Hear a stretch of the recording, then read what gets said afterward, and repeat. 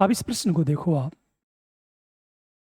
प्रश्न ये है कि भारत जैसे बड़े लोकतांत्रिक देशों में चुनावी निष्पक्षता एवं सभी दलों को की समान भागीदारी के लिए आदर्श आचार संहिता को चुनाव आयोग द्वारा लागू किया जाता है, किंतु इसका क्रियान्वयन चुनौतीपूर्ण है। ऐसी स्थिति में उपयुक्त सुझाव दें। जीएस सेकेंड पेपर का क्वेश्चन है, ये प्रश्न कैसे पूछे जा सकते हैं, इसका आंसर कैसे चलेगा। हम सबसे पहले इंट्रो की बात करेंगे और इंट्रो में हम केवल ये बताएंगे कि आदर्श आचार संहिता होती क्या है। अब सोचो जरा, फर्स्ट पैरे की बात करें।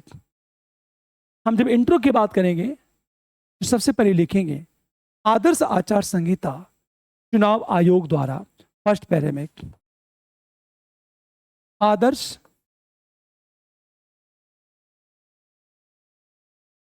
संहिता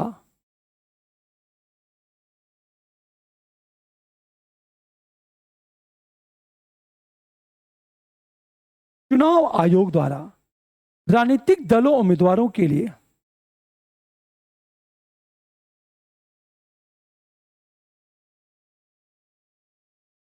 एवं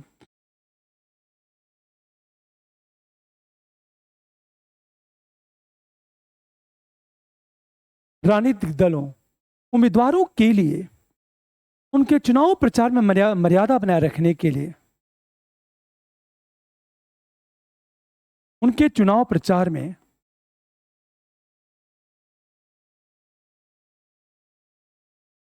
मर्यादा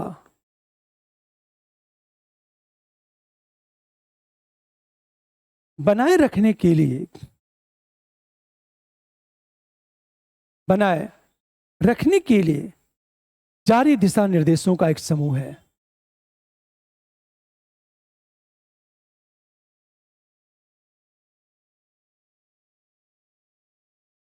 का एक समूह है।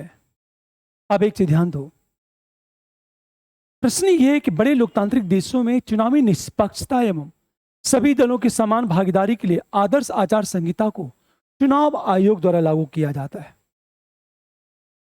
किंतु इसका क्रियान्वयन चुनौतीपूर्ण है। आखिर क्रियान्वयन चुनौतीपूर्ण क्यों है? सबसे पहले हम इंट्रो की बात करेंगे। इंट्रो देखो क्या है ये।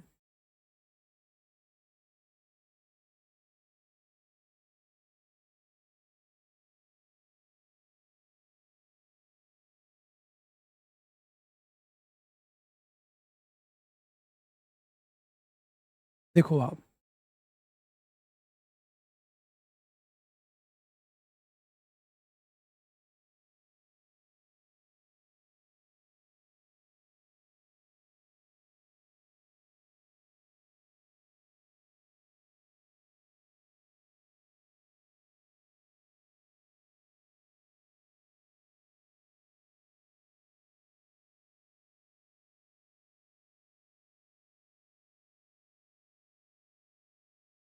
प्रश्न ये है, हम सबसे पहले इंट्रो की बात करेंगे। इंट्रो में क्या है, आदर्श आचार संहिता क्या है, लेकिन एक डायग्राम बनाएंगे। हमेशा ध्यान दो इस बात को, जिसमें थोड़ा सा उल्लेख करेंगे आदर्श आचार संहिता। जैसे एक डायग्राम मैंने बनाया,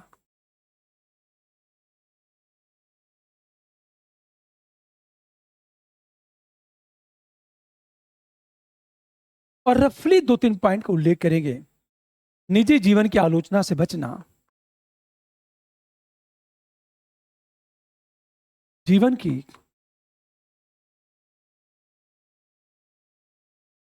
आलोचना से बचना, चुनावी घोषणा पत्र संविधान के अनुरूप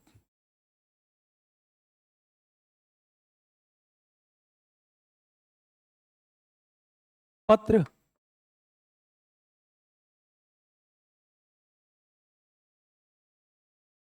संविधान के अनुरूप हो। तीसरी बात यह कहा जाए कि जुलूस शुरू होने का समय स्थान पहले से तय है।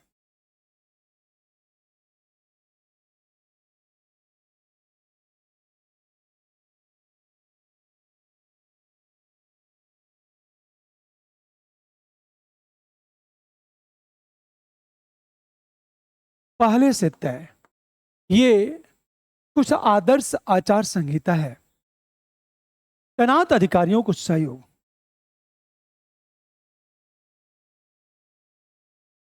ये दिन तैनात अधिकारियों को सहयोग, ये रफली आप मैप बना लोगे आप। प्रश्न का जो अगला पार्ट यह है कि चुनाव आयोग क्या करता है। आजाद आदर्श आचार संहिता का लागू करता है। अब अगले पैरे में आएंगे, सेकेंड पैरे में। हम जब सेकेंड पैरे की बात करेंगे, सेकेंड पैरे में तो लिखेंगे हमेशा कि चुनाव आयोग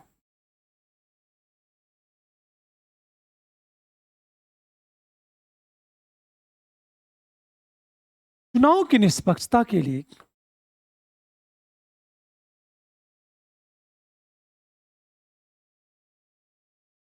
आदर्श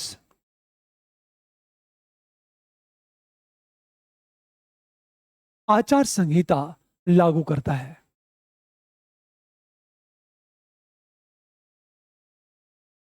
क्यों लागू करता है, क्या रीजन है? पहला रीजन यह है, सत्ता में मौजूद पार्टी द्वारा अपने उपलब्धियों का प्रचार करने के लिए नंबर ए, सत्ता में मौजूद पार्टी द्वारा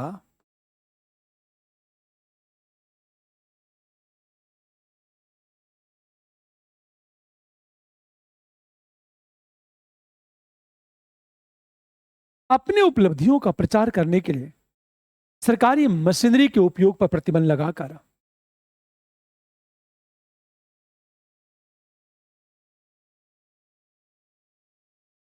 के लिए सरकारी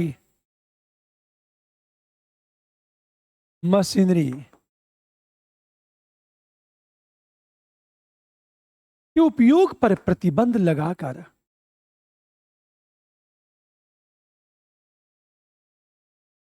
वह प्रतिबंध लगाता है, असमानताओं को कम करता है।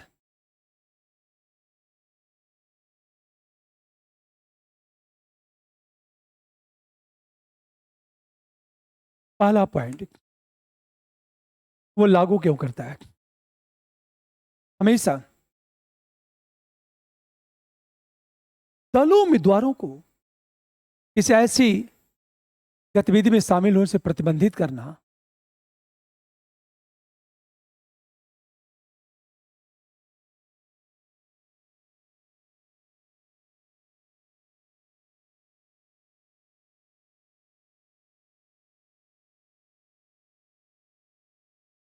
किसी ऐसी गतिविधि में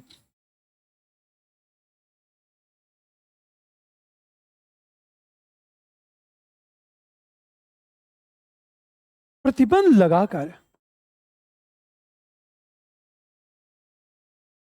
सामाजिक सद्भाव का संरक्षण करना।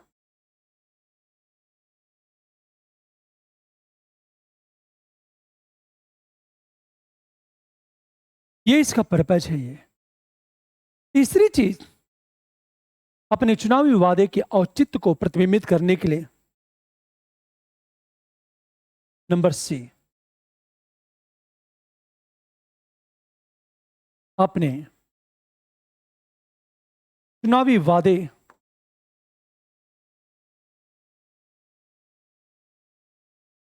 औचित्य को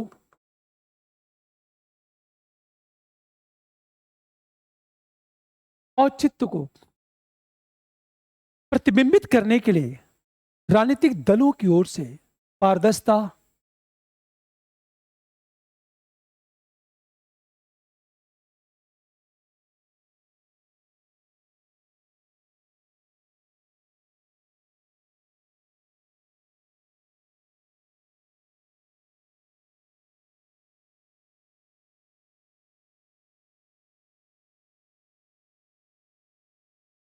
पारदर्शिता एवं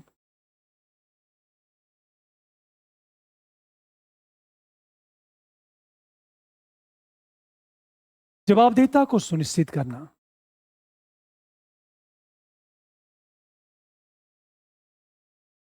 वो चाहता है सब कुछ सुनिश्चित हो, अंत में देखा जाए। स्वतंत्र एवं निष्पक्ष चुनाव को सुनिश्चित करना। स्वतंत्र एवं निष्पक्ष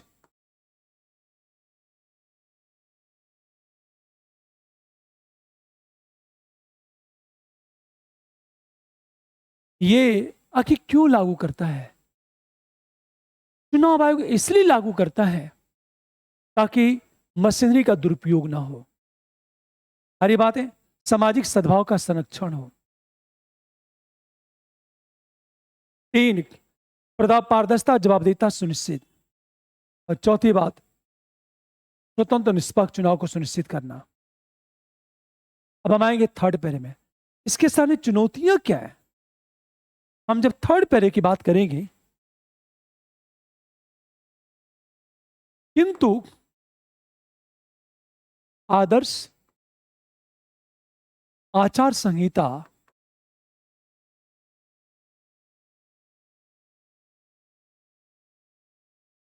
के क्रियान्वयन के समक्ष चुनौतियां भी हैं।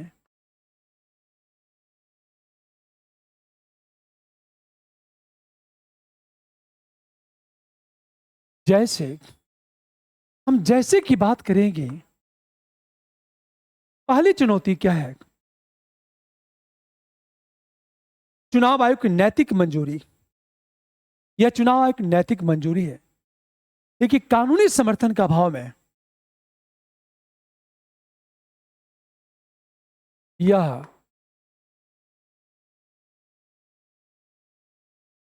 चुनाव आयोग की नैतिक मंजूरी है।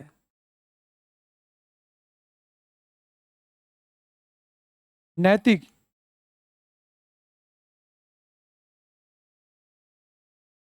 मंजूरी है। और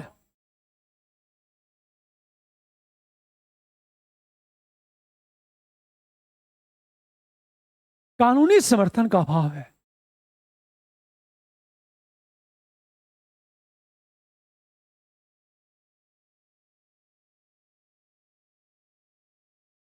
कानूनी समर्थन के अभाव में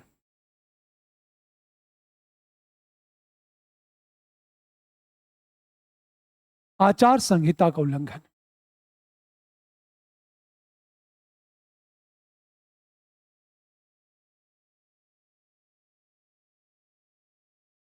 अब एक चीज सोचो, कुछ आचार संहिता का उल्लंघन होता है, ये देखा जाए तो। पहला पॉइंट। दूसरी बात, चुनावी जो संहिता है, चुनावी कदाचार,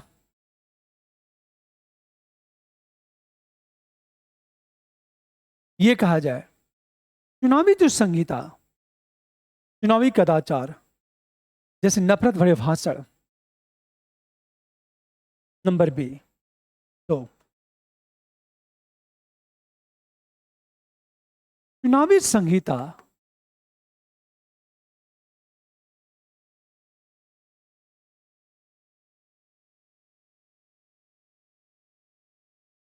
जैसे नफरत भरे भाषण, नफरत भरे भाषण, फर्जी समाचार, धन बल,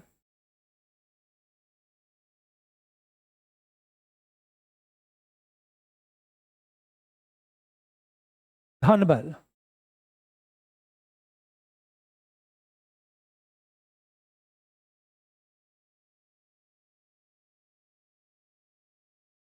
हिंसा को रोकने में विफल है यह। ये चैलेंजेस है। तीसरी चीज, आदर्श आचार संहिता के मानदंडों को एआई आधारित डीप फेक जैसी नए प्रौद्योगिकी आदर्श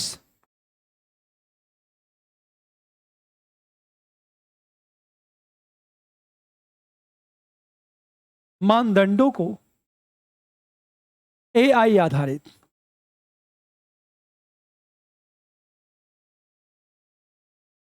डीप फेक की बात करें, जैसे नए प्रौद्योगिकी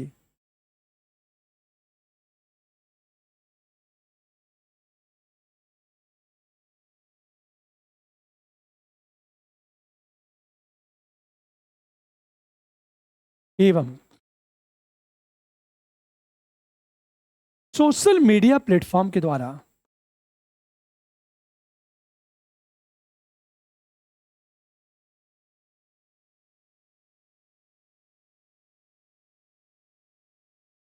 चुनौतियां मिल रही हैं। ये दिक्कत ये है, इसे चुनौती मिल रही है। कहा जाए कि क्योंकि चुनौती मिल रही है, इसको रोकने में असफल है वह। अगली बात, अस्पष्ट धाराएं, जैसे चुनावी प्रक्रिया की शुद्धता बनाए रखना। नंबर 4,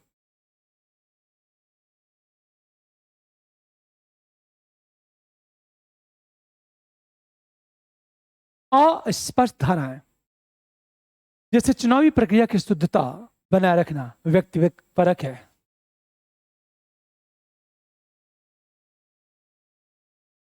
प्रक्रिया, चुनावी प्रक्रिया की बात करूं,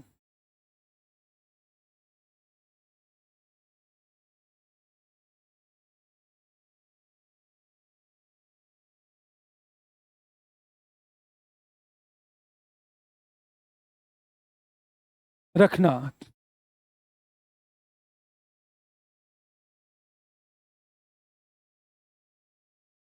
यह व्यक्ति परक है और उनकी गलत व्याख्या भी की जा सकती है।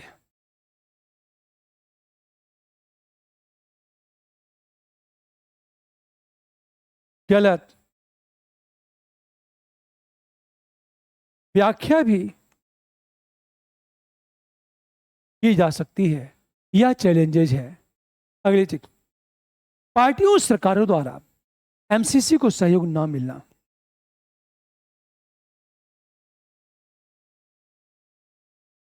पार्टियों, ये नंबर 4 की बात करें। हम नंबर 5 की बात करें, दलों एवं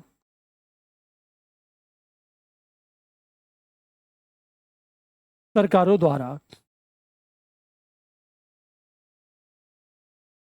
आदर्श आचार संहिता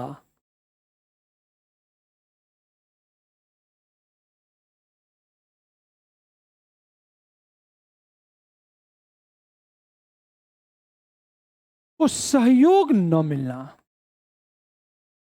ये बड़ा इशू है। अगली बात, चुनावी आयोग की प्रवर्तन क्षमता की कमी।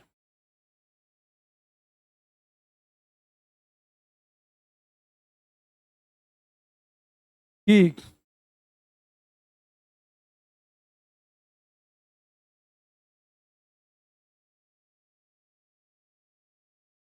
प्रवर्तन क्षमता की कमी, क्योंकि पदाधिकारियों का अभाव।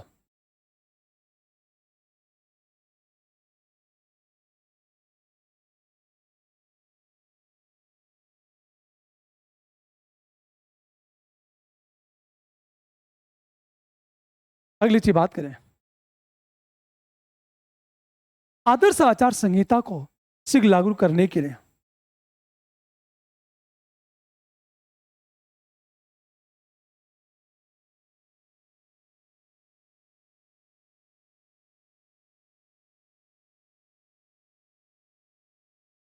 शीघ्र लागू करने के लिए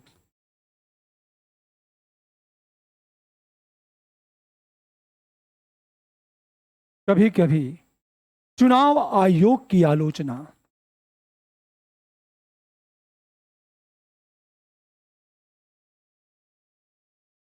मतलब चुनाव आयोग की आलोचना भी की जाती है कभी कभी, क्योंकि यह नीतिगत निर्णय, सार्वजनिक व्यय, कल्याणकारी योजना,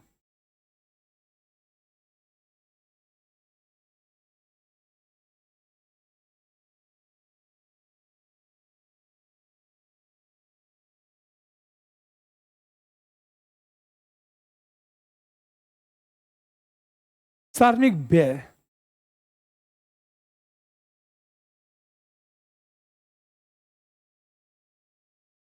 योजना पर सीमाएं लगाता है ये।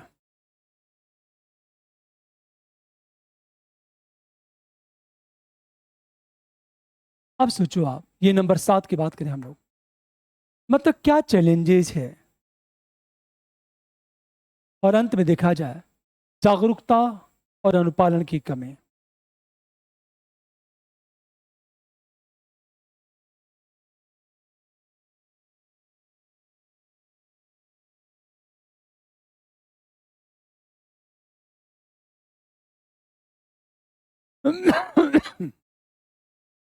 क्या कमी ये देखो आप, मतलब चुनाव संहिता, पहली चीज बात करें हम लोग, चुनौतियां भी हैं, जैसे कि नैतिक मंजूरी है, कानूनी समर्थन के अभाव में इसका उल्लंघन। दूसरी बात, चुनावी संहिता चुनावी कदाचार को रोकने में विफल है ये। अच्छा, इसको क्या एआई से ज्यादा चुनौती मिल रही है। अस्पष्ट धाराएं, परिणामतः व्यक्तिगत व्याख्या की जाती है। अगली बात, दलों और सरकारों द्वारा आदर्श आचार संहिता को सहयोग न मिलना। न तो कोई पॉलिटिकल पार्टी सहयोग करती है, न तो सरकार सहयोग करती है। और चुनावी आयोग की परिवर्तन क्षमता की कमी है, क्योंकि पदाधिकारियों का अभाव है। इसके बाद इतनी बड़े पैमाने पर वर्कर्स नहीं है जिसका क्रियान्वयन कर सके। अगली बात, आदर्श आचार संहिता को सिर्फ लागू करने के लिए कभी कभी चुनाव आयोग की आलोचना की जाती है, क्योंकि नीतिगत निर्णय सार्वजनिक व्यय कल्याणकारी योजना पर सीमाएं लगाता है। अंत में देखा जाए जागरूकता अनुपालन की कमी है। तो क्या किया जाना चाहिए, हम सुझाव देंगे। ये हम आएंगे सीधे 4th पैरे में। अतः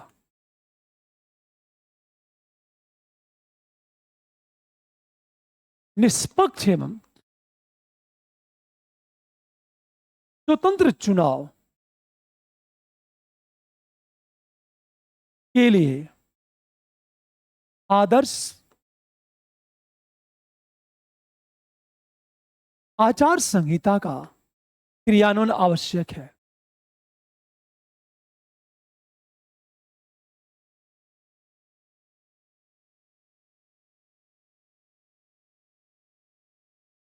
इसके लिए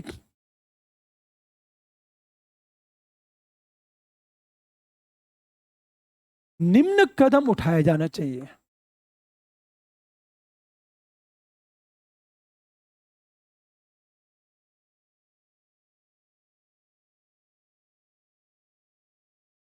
क्या कदम उठाया जाए। पहली बात, फास्ट ट्रैक अदालतों की स्थापना,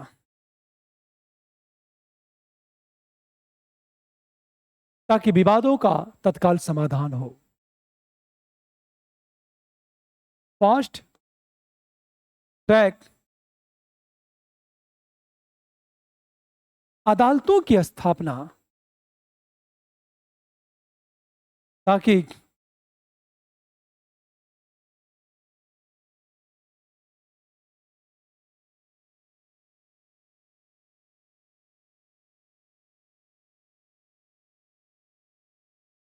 आचार संहिता के उल्लंघन संबंधी विवादों का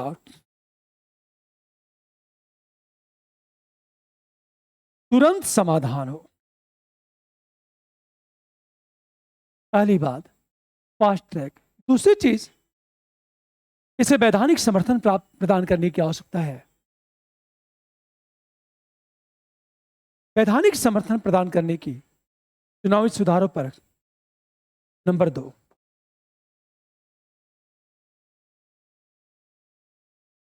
इसे वैधानिक समर्थन प्रदान करने की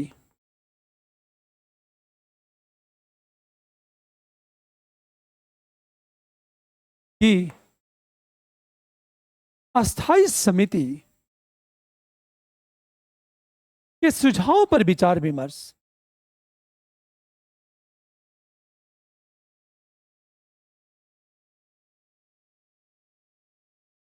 एवं क्रियान्वयन।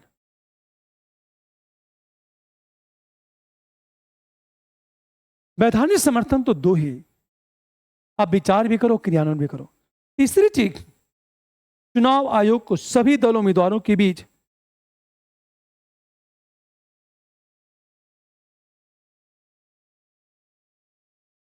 अब इसे देखो आप, नंबर 3, चुनाव आयोग को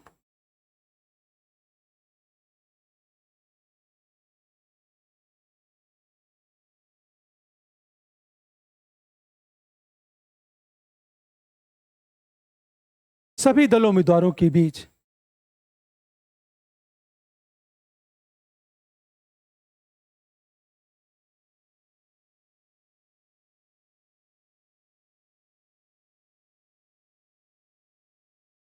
और उम्मीदवारों के बीच आदर्श आचार संहिता के मामले में तटस्थ होना चाहिए।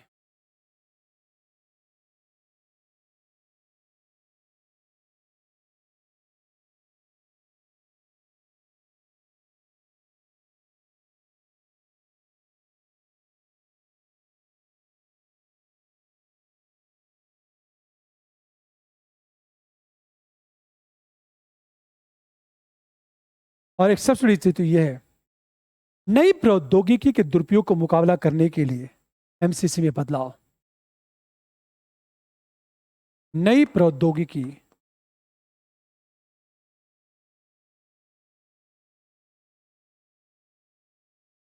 दुरुपयोग का मुकाबला करने के लिए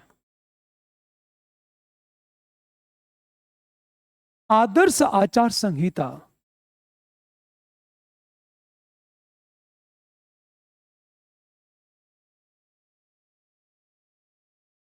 में बदलाव आवश्यक है।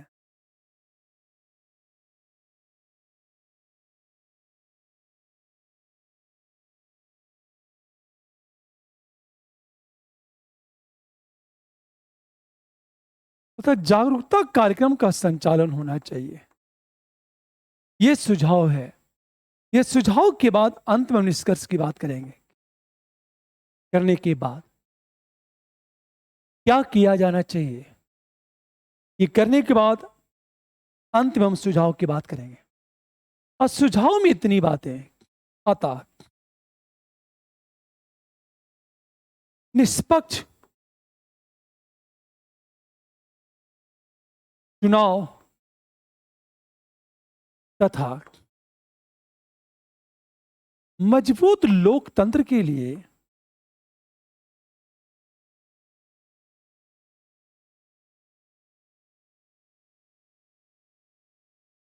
विधायी,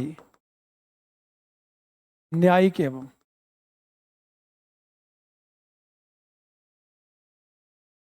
कार्यपालिका के स्तर पर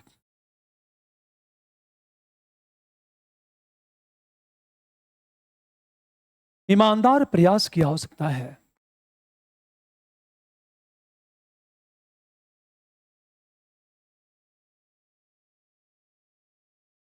इतनी बातें कहने के बाद हम आंसर को क्लोज कर देंगे। ये है आंसर। आदर्श आचार संहिता की हम बात करें, मैं चाहता हूं कि आप सब लोग लाइक करो, शेयर करो, सब्सक्राइब करो आप लोग, ठीक है। और फिर मैं कहना चाहता हूं, ये फिलॉसफी बहुत इंटरेस्टिंग सब्जेक्ट है, बेहतरीन सब्जेक्ट है ये, और ये स्कोरिंग भी है, अतः आपके लिए बहुत ही अच्छा होगा। ओके, और मिलते हैं अगले क्लास में। Thank you, good night.